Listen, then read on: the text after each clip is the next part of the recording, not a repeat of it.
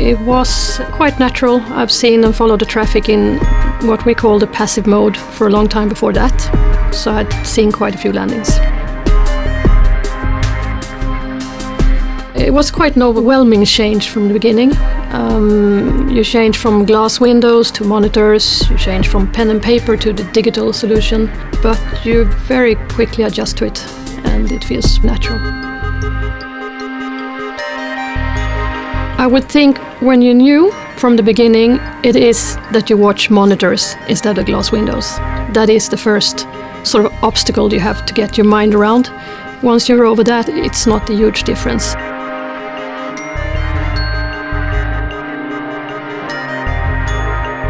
You don't get tired of the big screens because the big screens are at a certain distance from your human eyes.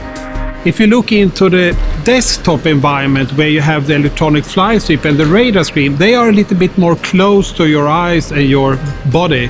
So you get more tired of those screens, but those screens you also have in the conventional tower. The screens in the remote tower module have a setup of 360 degree, but they are on a 225 standing. But that means you have right behind you directly to the right and to the left.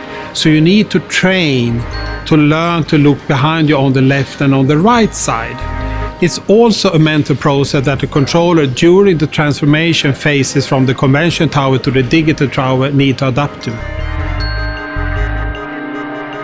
You don't use your binoculars in the remote tower module. For that we have a pan-tilt zoom camera, and that is a camera that you manually can operate to target certain vehicle, aircraft, people or animals around the airport.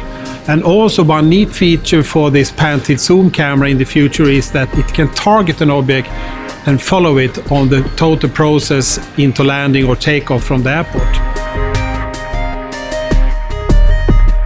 There are many good parts about working with the digital solution, and we have smart built-in safety nets that are very handy for us. We have good features like the pan-tilt zoom camera that will give us very detailed information.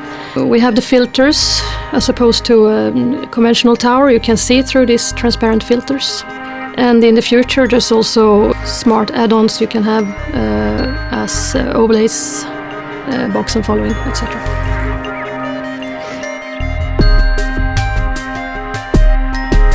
There are no special regulation applicable for digital tower. We still need to fulfill the same rules and regulations that the conventional tower have for their service. When we have visitors in the remote tower center in Sundsvall, and the first time they visit us, they say always, "Wow, isn't it harder than this?" Because they see this air traffic controller sitting in this environment, giving the service to an aircraft departing and landing, and they ask, "Can it be this simple?" And the answer is yes, it can be really simple.